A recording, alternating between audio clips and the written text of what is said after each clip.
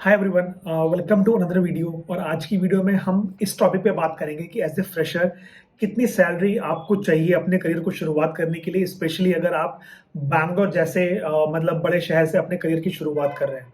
तो यार चलिए वीडियो को शुरू करते हैं। और वीडियो को शुरू करने से पहले मैं आपको बता दूं कि यार मेरा जो घर है वो मेन रोड के काफ़ी पास में है और काफ़ी गाड़ियाँ यहाँ से गुजरती हैं, तो काफ़ी नॉइज़ होता है। तो उसके लिए आई एम एक्सट्रीमली सॉरी। और ये वीडियो मैं एकदम दिन में शूट कर रहा हूँ, तो इस समय तो कुछ ज़्यादा ही मतलब ट्रैफिक रहता है और काफ़ी ज़्यादा ही नॉइज़ रहता है, तो प्लीज़ उसको अवॉइड करें। तो चलिए वीडियो को शुरू करते हैं। तो यार मैं ये वीडियो क्यों बना रहा हूँ, मतलब मेरे दिमाग में ये वीडियो बनाने की बात क्यों आई। तो यार मुझे अक्सर फ्रेशर्स पिंग करते हैं लिंक्डइन पे और कोरा पे, और वो मुझसे डिस्कस करते हैं कि कितनी सैलरी उनको एम करना चाहिए, टारगेट करना चाहिए टू स्टार्ट देयर करियर। किसी का पैकेज 6 लाख का है, किसी का 10 लाख का है, किसी का 12 लाख का है। और जो भी मेरे एक्सपीरियंसेस हैं मैं शेयर करता हूँ और ट्राई करता हूँ कि मैं मतलब उनको हेल्प करूँ एक अच्छा डिसीजन लेने में। और कोरा पे तो यार काफ़ी फ़नी चीज़ें होती हैं, मतलब काफ़ी सारे मुझे क्वेश्चंस आते हैं रिकमेंडेशंस में। और काफ़ी सारे मैंने ऐसे क्वेश्चंस देखे भी हैं जहाँ पे लोग ये पूछ रहे हैं कि इज़ 35 लाख और 50 लाख और 65 lakh package as a fresher is good to start career. तो यार मतलब क्या ही बोलूँ मैं, मतलब किसी किसी को जॉब ही नहीं मिल रही है, और किसी किसी को अगर जॉब मिल रही है 30-40 लैक्स पर एनम की एज ए फ्रेशर, तो उनको डाउट है कि पता नहीं ये अच्छी सैलरी है कि नहीं to start a career and that too in India. तो चलिए बात करते हैं। यार घुमा फिरा के बात नहीं करते हैं, सीधे पॉइंट पे आते हैं। मैं अपनी बात करता हूँ। तो यार जब मैंने अपने करियर की शुरुआत करी तो मेरे पास एक ही ऑफर था विप्रो से, और मेरा कुछ सीटीसी था अराउंड 3.5। और जितने भी डिडक्शन होते हैं, पीएफ हो गया, प्रोफेशनल टैक्स हो गया, और भी कुछ छोटे मोटे चीज़ें सैलरी से कट होती हैं, उसके बाद मेरी इन हैंड सैलरी आती थी कुछ 21-22 हज़ार, 21-22 थाउजेंड। और जब मैं ट्रेनिंग में था तो कुछ 3-6 महीने के लिए स्टाइपेंड मिलता था, वो तो और कम था, आई थिंक कुछ 16-18 थाउजेंड था। तो जब मेरी ट्रेनिंग हुई तो मैं कोयम्बतूर में था, और कोयम्बतूर कंपेरेटिवली उतना एक्सपेंसिव नहीं है। आई थिंक पीजी का, खाने पीने का और ट्रैवल का सब मिला के मेरा खर्चा 10-15 हज़ार में आराम से, मतलब मज़े से निकलता था। बट उसके बाद जब मैं बैंगलोर शिफ्ट हुआ तो मैं एक परमानेंट एम्प्लॉय बन गया और मुझे एक प्रोजेक्ट मिला। और I was in Wipro for 3 years, और मेरी सैलरी थी अराउंड 3.4-3.5। ये मेरा एनुअल पैकेज था। मतलब बहुत से फ्रेशर्स को तो ये मतलब शायद मजाक लगे या बहुत कम लगे, बट यही सच्चाई है, सबको 30-35-40 लाख का पैकेज नहीं मिलता है। तो यही मेरा पैकेज था, और 20-21 हज़ार की सैलरी थी मेरी। और विप्रो में 3 साल रहने के बाद भी मेरा पैकेज 4.55 हुआ होगा, एग्जैक्टली मुझे नंबर्स याद नहीं है। और I used to get around 35-40 in hand even after being in Wipro for 3 years. हाँ, उसमें कुछ कुछ क्वार्टरली बोनसेस थे, नाइट शिफ्ट के कुछ अलाउंसेस थे, तो काम चलता था, बट यही सैलरी थी। तो यार शुरुआत में तो कोई इशू नहीं हुआ, मैं कोयम्बतूर में था, मजे किए, 15-20 हज़ार जो भी मिल रहा था एंजॉय किया। जब बैंगलोर आया तो यार बैंगलोर थोड़ा सा कॉस्टली है, मतलब ऐसा नहीं है कि आप बैंगलोर में सरवाइव नहीं कर सकते। बहुत से ऐसे लोग हैं जो कि 10-15-20 हज़ार की जॉब पे मतलब यहाँ पे काम कर रहे हैं और फिर भी कुछ सेविंग कर लेते हैं। तो ऐसा नहीं है कि मतलब बैंगलोर बहुत ही हाई फाई शहर है और बिल्कुल इंडिया से बाहर ही है। मुंबई कितना महंगा शहर है, बट इसका मतलब ये नहीं कि जिसकी सैलरी मुंबई में कम है वो सर्वाइव नहीं कर सकता है। क्वेश्चन ये आता है कि अगर आपकी सैलरी 20-21-25 हज़ार है तो आपकी क्वालिटी ऑफ लाइफ कैसे होगी। तो मैं अपना एग्जांपल देता हूँ। मैं पहले एक पीजी में रहता था जब मैं बैंगलोर में नया नया आया, और वो पीजी थोड़ा सा इंटीरियर्स में था। तो आई थिंक मतलब मेन रोड से इंटीरियर, मतलब ये नहीं कि गाँव में था, बट मेन रोड से थोड़ा अंदर था। तो I think I used to pay around 5.5 K, मतलब 5-5.5 हज़ार महीने का था। और उसमें दिन का 2 टाइम खाना भी था। बट वो पीजी में ना मतलब उतनी फैसिलिटीज नहीं थी, और जो खाने की क्वालिटी थी वो उतनी अच्छी नहीं थी। तो 2-3 महीने मैं वहां पे रहा, एंड देन आई रियलाइज कि नहीं यार, मतलब उतना अच्छा नहीं, क्योंकि ये जैसे वहां पे टीवी नहीं था। और मतलब टाइम पास करने के लिए यार, उस समय जब मैं आज से 5 साल पहले यहाँ पे जॉब करने आया था तो इतना इंटरनेट सस्ता था नहीं। तो टीवी मतलब एक मस्ट था कि टीवी हो तो शाम को टाइम पास हो। फिर खाने की क्वालिटी उतनी अच्छी नहीं थी, और मतलब पीजी की फैसिलिटीज मतलब ओवरऑल उतनी अच्छी थी नहीं। तो मैंने और मेरे एक दोस्त ने प्लान किया कि शिफ्ट करते हैं। तो हमने एक अच्छा पीजी लिया, और वहाँ पे आई थिंक 6.5 या 7 के पर मंथ था।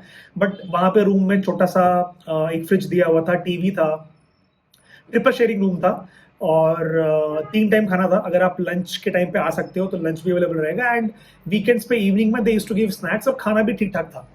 तो 7,000 हो गया, मान लो मेरे पीजी का 6,500-7,000, और 1,000-2,000 मेरा ऑफिस और पीजी बहुत आसपास था, तो मेरा कभी वॉक करके चला गया, फिर बाद में मैंने साइकिल ले ली थी तो कभी साइकिल से चला गया या फिर कभी ऑटो से चला गया, तो मतलब ट्रैवल का उतना खर्चा नहीं था। तो मतलब मेरा खाने पीने का, पीजी का खर्चा सब मिला के 10,000 में मतलब आराम से निकल जाता था।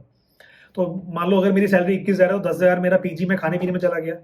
उसके अलावा मान लो कभी मूवी देखने का मन हुआ, पार्टी शार्टी करने का मन हुआ, या कभी कुछ शॉपिंग करने का मन हुआ, तो यार देखो, अगर आप हर वीकेंड पार्टी करना चाहोगे, बड़े बड़े क्लब्स या पब्स में जाना चाहोगे, बड़े बड़े ब्रांड्स की शॉपिंग करना चाहोगे, तब तो यार 20-21,000 में कुछ नहीं होगा। बट अगर आप एक दो बार पार्टी करते हो, बाहर जाते हो और एक दो मूवीज देखते हो, हल्की फुल्की शॉपिंग करते हो, तो आई थिंक 6-7 हज़ार 8,000 रुपये मैक्स टू मैक्स आपका खर्चा होगा, combined all the weekends. Even though मेरी सैलरी 20-21,000 थी, बट मतलब मैं जिस तरीके से अपने खर्चे मैनेज करता था, मैं उसमें भी 2-3 हज़ार 4,000 रुपये हर महीने सेव कर लेता था। और अगर नाइट शिफ्ट किया या क्वार्टरली अलाउंस मिला या जो बोनस मिलता है क्वार्टरली वो मिला, तो थोड़ी और अच्छी खासी सेविंग हो जाती थी। उसके बाद यार मैंने स्विच किया, मेरा 30 के 40% ऐसा कुछ मेरा पैकेज बढ़ा। फिर मैंने एक 1 BHK लिया जिसका रेंट था अराउंड 13-14,000, और बिल मतलब बिजली का बिल मिला के 15,000 मान लो। तो वहाँ पे हम 3 लोग रहते थे, तो मतलब कितना खर्चा हो गया, मतलब और कम हो गया खर्चा। तो सैलरी बढ़ गई बट खर्चा और कम हो गया, तो मतलब आराम से मैनेज हो गया। फिर मैंने एक 3 BHK लिया, एक और स्विच किया, थोड़ी सैलरी अच्छी हुई, सोचा कि अच्छी जगह पे रहते हैं, अच्छी लोकेलिटी में रहते हैं, थोड़ा बड़ा स्पेस लेते हैं यार, मतलब 1 BHK में 3 लोग, आप समझ सकते हो कितना कंजस्टेड होता है। फिर हमने एक 3 BHK लिया कि भाई सबका अपना अपना रूम रहेगा, एक लंबा सा हॉल रहेगा। उसका रेंट थोड़ा ज़्यादा था, आई थिंक 30-35 हज़ार रेंट था, और बिजली का बिल मिला के और मेंटेनेंस मिला के 35 प्लस वो जाता था। वहाँ पे मैं 2 साल रहा, और अभी ये जो मेरा घर है इसका मैंने एक टूर भी बनाया हुआ है, आई थिंक 2-3 वीक पहले, आप देख सकते हो। यहाँ का मेंटेनेंस और बिजली का बिल मिला के इट्स 2.5 BHK, मेरा अराउंड 30 आता है।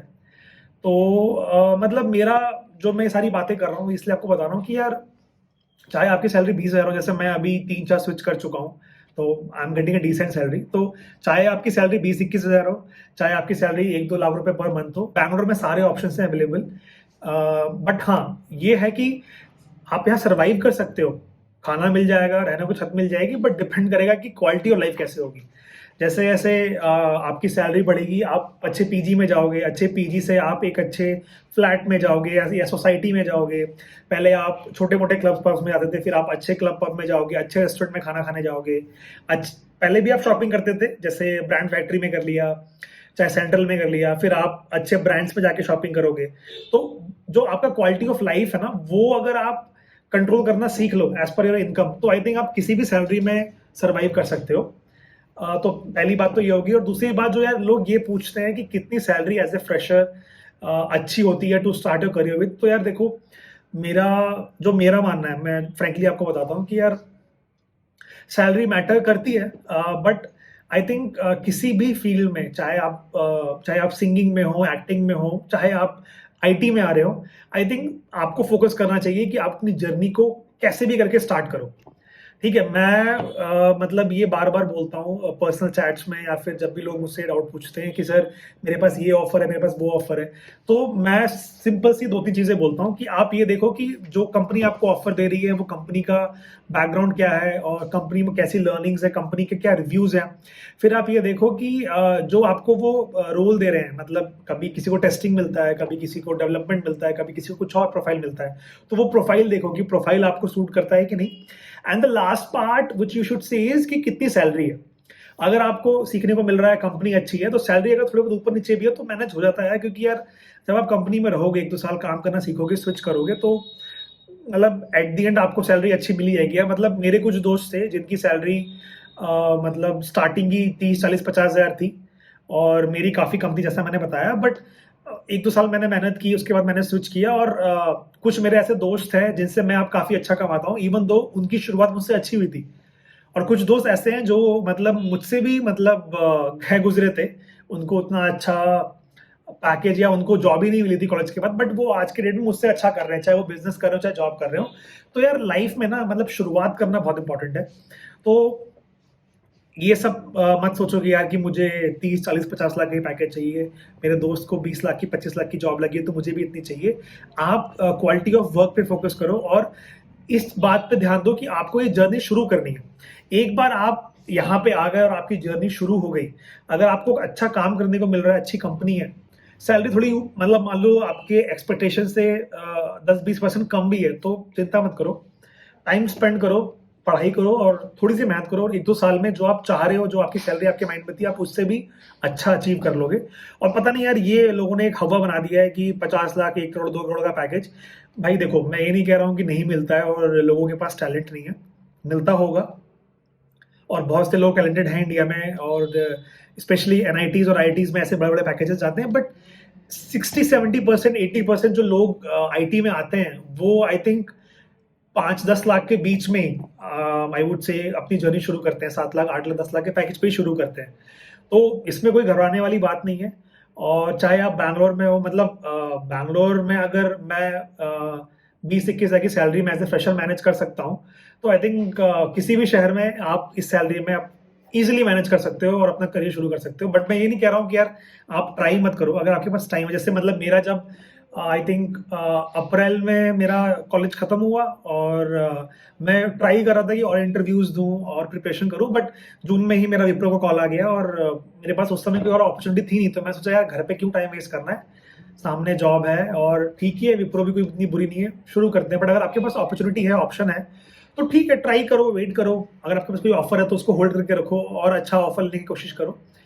But the bottom line is कि यार पैसों के पीछे इतना मत भागो। मतलब एज ए फ्रेशर ना, आपका गोल होना चाहिए कि आपको अपना करियर शुरू करना है, एक बेयर मिनिमम डिसेंट सैलरी से आपको अपना करियर शुरू करना है। उसके बाद यार आई थिंक आप जैसे जैसे आपका एक्सपीरियंस बढ़ेगा, आप लोगों से मिलोगे, आपकी नेटवर्किंग होगी, आप खुद ही अपना रास्ता बना लोगे। तो पता नहीं, बस ऐसे ही मन में ख्याल आया कि ये मैं अपना एक्सपीरियंस शेयर करूं। तो मैंने भी ऐसे शुरू किया था यार कि 3.5 लाख से पैकेज से शुरू किया, 5 लाख तक गया, स्विच किया, 6.5 लाख गया, 8 लाख गया, 10 लाख गया, 12 लाख गया, फिर स्विच किया और अभी काफ़ी डिसेंट सैलरी है मेरी और मैं मतलब लाइफ में काफ़ी खुश हूँ और काफ़ी अच्छा कर रहा हूँ। तो अगर मैं कर सकता हूँ तो आप भी कर सकते हो। तो दैट्स इट यार। मतलब पता नहीं इस वीडियो से किसी को हेल्प होगी नहीं होगी और दिस वीडियो मेक सेंस और नॉट, बट बस ऐसे ही बैठा हुआ था और मेरे मन में ख्याल आया क्योंकि जस्ट अभी कोरा पे मैंने ऐसे ही कुछ क्वेश्चंस देखे एंड आई वाज लाइक कि यार पता नहीं फ्रेशर्स आजकल कुछ ज़्यादा ही मतलब डिल्यूजन है और पैसों को लेके ज़्यादा, क्योंकि यार सब लोग आजकल लिंक्डइन पे काफ़ी एक्टिव हो गए ना, तो सब एक दूसरे के नंबर्स देखते हैं कि भाई मुझे इस कंपनी में जॉब लग गई, उस कंपनी में जॉब लग गई, इतने का पैकेज लग गया। ये सब चक्करों में मत पड़ो, पढ़ाई पे ध्यान दो। अगर आप मेहनत कर रहे हो, अच्छे से पढ़ रहे हो, पैसा आ जाएगा यार, पैसा कमा लोगे। 2-3 साल, 4 साल टाइम स्पेंड करो, पैसा आएगा, सक्सेस मिलेगी। सो दैट्स इट। सो यही कहना था यार। आई होप आपको ये वीडियो अच्छा लगे और अगर आपको वीडियो अच्छा लगे तो प्लीज़ लाइक करना और सब्सक्राइब करना अगर सब्सक्राइब नहीं किया है। और अगर आपका कोई ऐसा दोस्त है, कलीग है जो कि पैसों के पीछे पागल है और अभी एट प्रेजेंट अपने स्टडी पे, अपने काम पे फोकस नहीं कर रहा, तो प्लीज़ उसको ये वीडियो शेयर करिए।